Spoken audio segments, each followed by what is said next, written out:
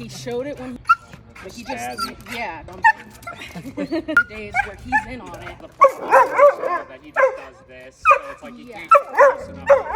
Yes, and honestly, it was an interesting week. Oh yeah? It was. Fill me in. So this week was almost like I don't know. I guess a little regress, maybe in some situations. With what things? So it was almost a fear week. Okay. So we were out on a walk and kind of like a similar situation. A bike.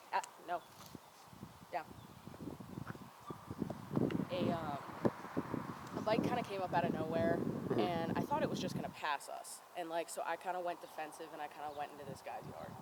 And after that, it was a kid on a bike, maybe 12, stopped, literally turned and came at us. Oh, nice. In the yard. Yeah. And so I just, at this point, was like, all right, come on, let's go. Yeah, sure. Let's get him out of the situation. And he went past okay, but he kind of barked at her ankle. Sure. And I got a little nervous. So I could tell he was kind of on edge, so we just kind of went back into the walk. Yep.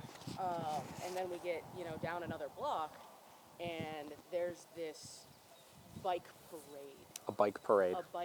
I'm talking hundreds of people. Nice. And he was just kind of he was listening. I had him in a down. They all kind of went past. It was okay. And then we kind of started walking again, and more of them came around the corner. And it was once that happened, it was the walk stimulation got overload. A lot looser. Yeah. He wasn't staying next to me. His tail was down. His Yeah. back. And I didn't know how to help him. Sure. Through that. Yeah. I got you. Okay. What else? And then we got him a new bed because it was a little small for him, so we got him a bigger bed. And once we got it in there for him, we were kind of working on bed stays with him, and we got a Dremel too. So I didn't cut his nails or anything, but turning it on and messing with him and stuff like that. And he stayed fine, kind of ran off, broke the bed stay, corrected, and it was almost like he didn't want to go back. He was like, no, you touched my feet there. Yeah. And so again, it was I gave the correction. It was more he wasn't thinking through it. Yeah. It was more he wanted to run the opposite direction. What did you do then? So at that point, after the correction and he was in there, I kind of... So you corrected, he didn't want to get back on. So I then kind of went to him and kind of led him back. Okay. And put him back. And then I didn't do anything else. I just kind of gave him treats for staying, and then I released him, and then I let it go. Okay, so that's fine. I'm glad you at least got him onto the bed. Yeah, he went back, but I kind of had to I didn't have a leash in the house. So sure. At that point, I've kept a leash for those reasons.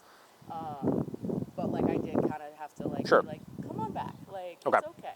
So first off, normal. I mean, honestly, last week I think we had talked was almost strange how good he did the first week, and that you didn't run into very many hiccups. So these are just the normal hiccups we would normally see after week 1. You know what I mean? So you just decided to wait until week 2. Well, and it could be for a couple reasons, right? So one thing right off the rip, just as I'm coming out that I see is he broke the down a couple times. You corrected, your timing was fine for it. But last time when you came here, I remember you had him with you, he broke, you corrected, and you gave a pretty firm correction and got him right back over, right? I noticeably was man, that looked good. I even mentioned, I was damn, most people don't do that, right? This time you corrected in the right spots, but I didn't see any response out of the correction, right? So here's what I find happens, and this I usually see happens the first week, but we're seeing it the second week, is most people go into the first week we call it the honeymoon stage of dog training, where it's everything's so much better than it was before for the first couple of days that it's we're kind of looser with our corrections, or we're lower on the level, or whatever, you know what I mean? We do all this stuff because it's damn, he's doing well, he doesn't need a lot. And then you see over the course of day 1, day 2, day 3, day 4, day 5, it just go this, right? Everything gets worse because the accountability isn't there like it was before, right? Okay. Because that's really the deciding factor of what's going to stop him from cycling into those either fearful states of mind when a bunch of bikes are coming by, or helping him overcome something like getting onto the bed when he's nervous because nails are happening, or when he's really excited to see somebody and holding the down, or any type of those things. That's what ultimately keeps him balanced out, is a consistent but firm accountability that he understands how to avoid, right? The second that starts loosening up, right? Whether in the form of you just not giving the corrections, which is not the case right now, or the corrections becoming significantly more meaningless to the dog, you see everything kind of start to like fall apart again a little bit, I got you. right? Okay. So just based on what I see right now, I'm guessing that's a lot of it. But the other side of it is like anytime we're generalizing pictures, so like you got a new bed, you said, you went to go work on the new bed with something really challenging like the nails, Yes. it's normal, that same deal, you're gonna run into some issues with that as well, right? So I kind of expect that, like let's say I'm doing a bed stay, it's a new bed, he's off of the leash, and you know, he breaks it because he's nervous of whatever, you know, the grinder or whatever, and you correct him for it. I kind of expect that you need to then give that help to get him back onto the bed at that point. I wouldn't really expect that he would just fix himself in that moment, right? Now, the help could be in the form of one of two things. One, physically guiding him back on with either the leash or a collar or something like that. Or thing number two is if he's off of the leash, really good, heavy encouragement to get back on. So like, let's say I'm working it, he breaks it, he goes to the other side of the room, I give him his correction, and he's like, I don't want to get back on. I'm gonna be like overboard. Riggs, come on, let's go. You know, I'm like on top of the bed myself. You know what I mean? Like I'm gonna do whatever I need to do to get him fully into position then at that point, so that we can help him kind of overcome that, right? So I would bet it's probably a combination of those two things, right? And that level seemed much better that time also. Did you change it? You went up 5? Okay, yeah. And listen, like sometimes it's just a matter of like, we run into a handful of situations where it's maybe not making as good of a contact as we want, you know, because like 5 up shouldn't be that dramatic of a difference. Right. But nonetheless, like that time, he felt it, right? He cared about it. So let's do this. Let's do Edgewater again today. I want to see more distractions. Yeah. Hopefully, you know, Saturday, it's nicer than it was supposed to be out. So Right. maybe we'll see some bikes, people, things like that. And we'll do same thing as we did last time where I kind of just watch you for a little bit, see, you know, where are the discrepancies, if any, and then see what we got to do to kind of tighten stuff up more. So that situation when you ran into the girl on the bike or the kid or whatever that turned and like came right at him, Yeah. you said when you saw that they were coming towards you, you kind of just turned and were trying to go. Yeah, it was kind of like we were literally coming up on a corner, and she was coming up on the corner, and I could tell she wanted to come this way. So Yeah. I kind of like defensively went into this, I would say, jungle area. It was like up to my thighs. Understood. Yeah. So I went like a few steps into that, and then she just kind of like came back around and just stopped right in front of him. And I'm like, dude. Yeah. And at what point was it that you said he like barked or like kind of lunged at her leg? What was that? So that was when she literally came to a stop, and I was kind of at this corner. Yeah. And like I had to go past her or turn around. Yeah. And I was like, we're just gonna push through. Got it. And so it was literally as I decided to make the call to push through that, you know, we were probably Yeah, this sure. close, and he kind of like sniffed at her ankle, and then it wasn't even like a real bark. I get what you're saying. More like just a. Yeah. Sure. It's kind of a startle response. Yeah. Like, what are you doing here, man? So when that situation happened, I guess what I'm trying to figure out is like, how were you responding? Like, were you like, did you start kind of defaulting back to like, I'm getting my leash really short, I'm like trying to kind of just pull him through it? Were you trying to focus on your training still? Like, what was kind of your mentality, if you remember? It was kind of quick. I don't think that I was like dragging him into the weeds or anything on like a short leash. He followed me pretty well. It was more of like my decision to go past. Yeah. Come back. Well, you should be able to do either of them. Yes. You know what I mean? I guess the only thing, and you may have done this, but the way I would approach a situation like that, and sometimes it's easier said than done when you're put in a situation like that where it's like, I gotta act quick. This is like, tensions are a little bit higher, you know what I mean? Like, this is gonna be a hard scenario. But like, obviously thing number one is focus on your training still. Thing number two, if I am gonna make that decision, we're gonna walk right by, we're gonna go a foot past this thing that could be a potential trigger to him, I'm gonna have my e-collar like cranked up when I go to do it. Okay. That way I'm like almost anticipating the mistake so that I could catch that right there and then as soon as it happens and know that we had a great learning opportunity where if I encounter that situation again, the probability he's gonna do it again is so low, you know? Distractions, higher. Yeah, and not so much, don't even worry about what's going on around you, just every time you correct him, just see, like, you know, did it seem like it was enough or not, right? And if it did, great, leave it. If it didn't, go up a little bit, right? And I do that every time I give a correction. Got it. I kind of ask myself that question of like, how did he respond to that? And then I make little adjustments up or down based on whatever I determine. That's how you'll make sure that you're always at the appropriate level. Because a lot of people will focus too much on, yeah, let's pull up this side, do it down here. Perfect.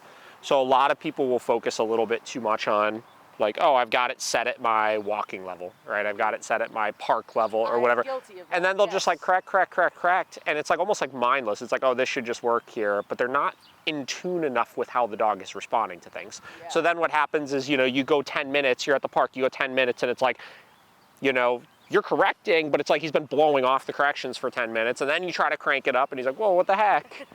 So you always want to be in tune with any information you're giving your dog, whether it's a command, whether it's a correction, whether it's a reward. It's like, how did they really perceive that? You know what I mean? Right. And those are the skills that just take some time to develop. But as long as you're mindful of it and aware, you'll see things will keep improving. And when you run into situations like that, you'll know how to adjust to match him. So. Yeah, I know I'm guilty of that. It's like if we're just in the house, it Yeah. was lower, and then Sure. it was like walking. All right, now we're a little higher, and then if it was something like this, Yep. even higher, and it's just like, Yeah, but it's you get that- I fixated think on like that a correlation, range, yeah, right? Of like, oh, it should be. Instead of reading him. Exactly. Yeah. Okay. Cool. Let's keep cruising. Come. Look at you're gonna fly away with the years. Yeah, right. Man, I remember to this day, probably like 8 or 9 years ago, there was this Basset Hound that I worked with. I wish I could, I think his name was maybe Teddy or something. But this dog was at the time, one of the most challenging dogs I ever trained in my life. Challenging how?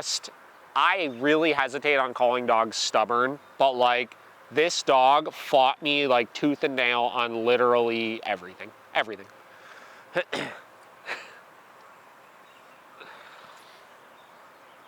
Now for that. That right there. No. Perfect. Yeah. Give him a second. Excellent. Yeah, so wait for the mistake. Okay. Like when I start seeing that, like he was still kind of down, I know they're gonna break it in a minute, so I'll just wait for that. And then he does those stretches. Yeah, for sure. And then what'd you think about that level? I think that was okay. I think that was perfect. Oh, yeah? Okay. What were you gonna say? I was gonna say maybe like a tad higher. Oh, higher? Yeah. Oh, okay. No, I think that was good. Okay. Yeah, I mean, listen, if you turned it up a little bit. Behind me, so I didn't Yeah. get a full picture. I did see the Yeah. touch, but- If you would have turned it up there, it wouldn't have been the end of the world, but I think that one was perfect. I would have left it exactly at that, so. Cool, we'll wait till she walks by with this stroller here, and then we'll start walking back that way.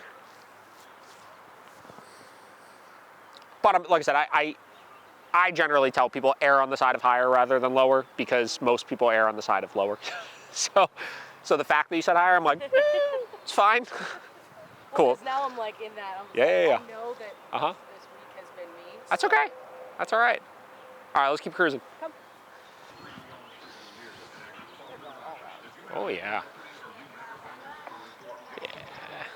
That one I probably would have corrected. Yeah? Because Okay. you slowed down and he kept drifting for a little bit before he caught it, you know?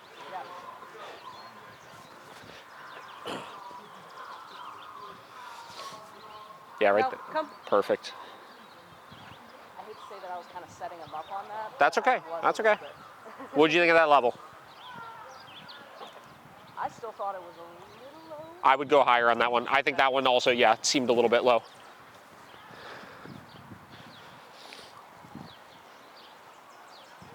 Because the response I saw out of him in that moment seemed more to your no than it did to the correction, you know?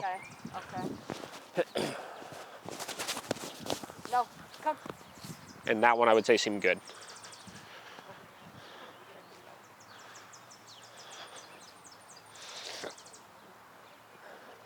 Yeah, that's kind of the struggle where like he's already a few steps ahead. Like, Yeah. Where do I pull the trigger? Yeah. You're testing it well. Like, because right now it seems he's matching your cadence, and when you slow down, he catches himself right away down, and he doesn't catch himself right away. That's kind of what I'm looking for. Got it. All right, that kind of makes it. Yeah.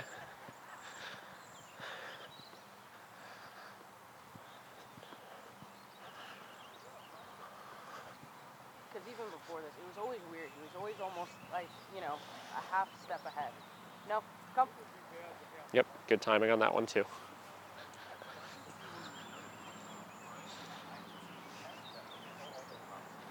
Maybe not in Away. He does not like this. No, he hates it.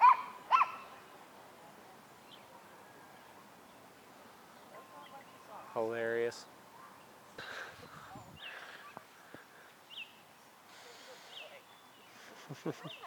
Hi. Hi. Good job, buddy. You're right. A lot of people do that because it's like they're trying to like stay in front of the dog so they could like see you, but just creates But more it's really confusion. not helping anything. Yeah. Good job, buddy. All right, why don't you go ahead and put him into a down, then unclip his leash. Down. But make sure he stays in that down. I know. Cool, and then I'll take the remote from you. I'm gonna give you this. Don't get crazy with it. Throw it maybe no further than that first tree right there, and you could have him get it a couple times. Crazy. Bring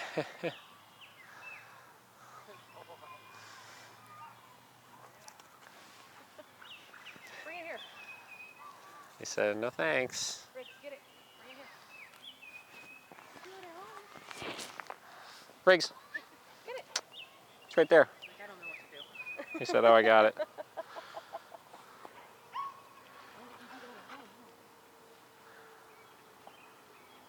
Oh my gosh. Did you really not go for it? Go. Buddy, use the brain cells. No brain cells. 0 brain cells right now. Look at him sniffing it out. Go to my aunt's house and find one piece of Easter candy under a bed. That's so funny. But you drop a treat in front of his nose. Can't find it.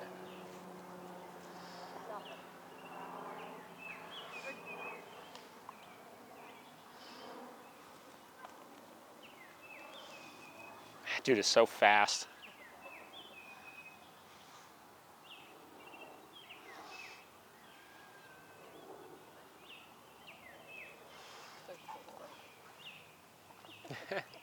Bring it here.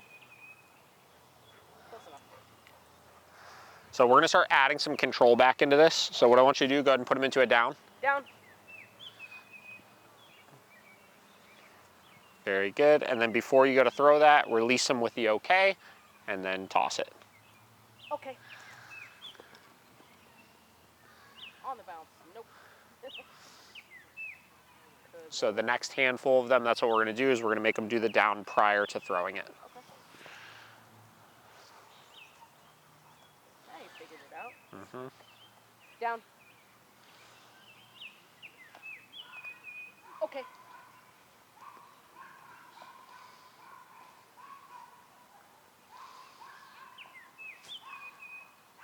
Psycho little dog back there. Yeah, I hear that. Oh my goodness. Good boy, Ricky. Good boy. Bring it here. Close enough. All right, so now what I want you to do, go ahead and put him into a down. Down. Now don't throw it, but like fake him out a couple times with it and make sure he holds that down still. Tell him Down. no. Yeah, make sure you still mark with no for that. Mark with no. Yeah, yeah. No. Down. No. Down.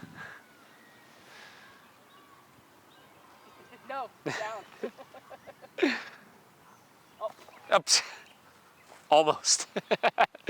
Take 2. Okay, let's try that again. Let's try that again. Okay. Down. Tell him no. No. Down. There you go.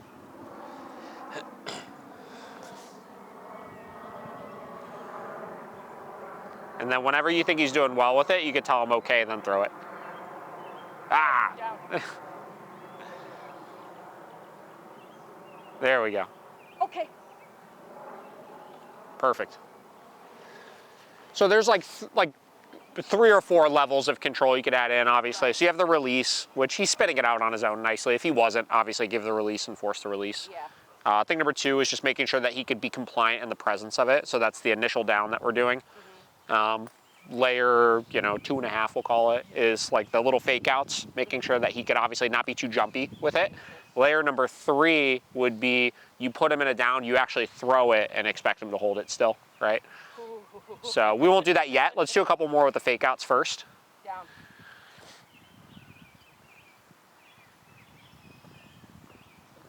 Uh-huh. No. Down. Perfect. No.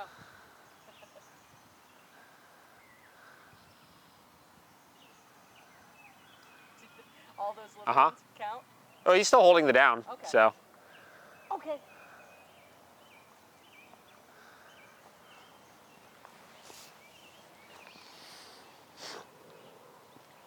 Yeah, I didn't know how much, like, if you didn't want women. Yeah.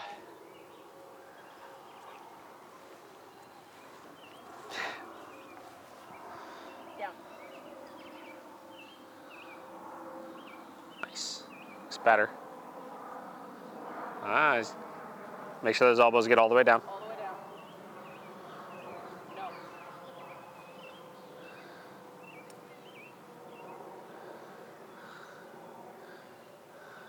Okay.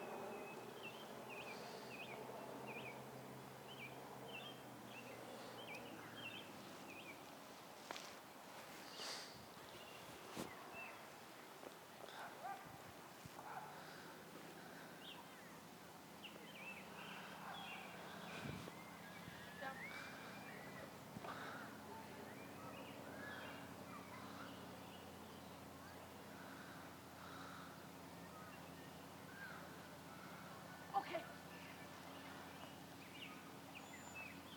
It's a good catch. Good job, Bubba.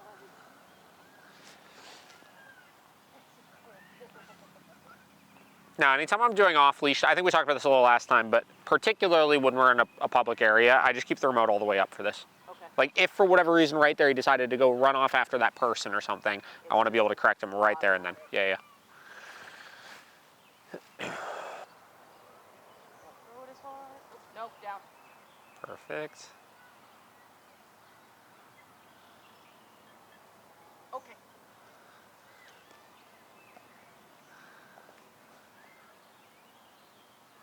Good boy. Good boy. Did you get a leaf too? Sure did. Did you get a leaf too? Very good. Let's do one more of those. All right. He gave it to you, Paige. Down.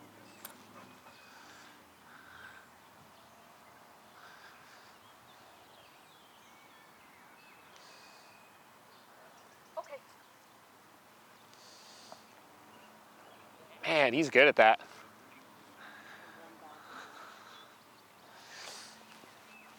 Yeah, Anything for the shot. that's right. That's right. Okay, so I want to be able to get one now where we test it with actually throwing it, but you're not going to get, like, not a big throw, obviously, just a little one, and just be quick on saying no right away if he breaks it. Okay. So, Down. No fake outs, just yeah, just one little throw, no. and then call him back over, Come. put him back in a down. Down. Now you're going to go get the ball, and then you're going to try it again.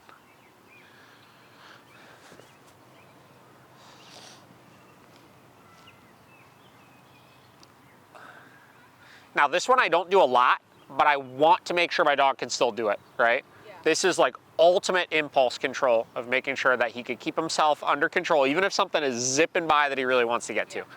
This is his life. Oh yeah, yeah, I get it. Chuck and ball is life, so this is like. No. Come. Down. All right, let's try again.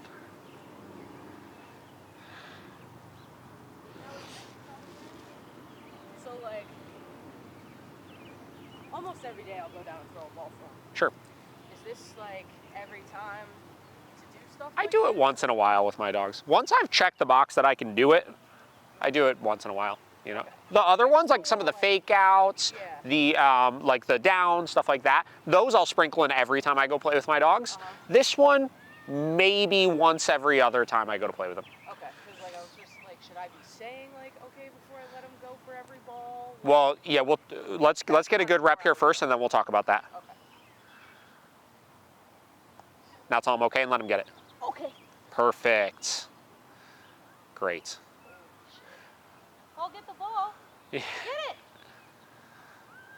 Get it. Nice, perfect. So now your next couple reps you do, just a quick down, no fake outs or anything, then release him to go get it. Yeah. Okay.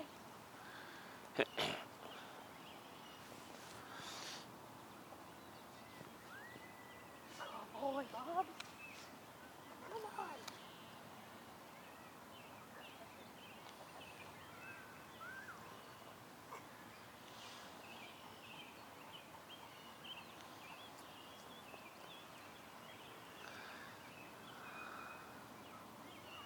Okay. So to answer your question of like, do I say okay every time? Yeah. If you put him in a command, yes, Okay. right? That command could be a down. It could be if you ask him to drop, technically you have to release him from drop for him to go back to get it, right? Here, let me see the chucker real quick. So like what I do with my dogs, like even though he dropped this right here, because I don't want my dogs impulsively trying to like re-grab it again when I go to get it, I'll always say drop, down, okay. And like this is my routine every time here. So as he's coming back, we'll see what he gets. You're getting tired, bud. I didn't think you got Sure tired. is. Drop, down, Okay. okay. So I do this literally every time, Got it. right? And then drop, down. And then maybe I'll sprinkle in one of the, okay, one of those. Okay.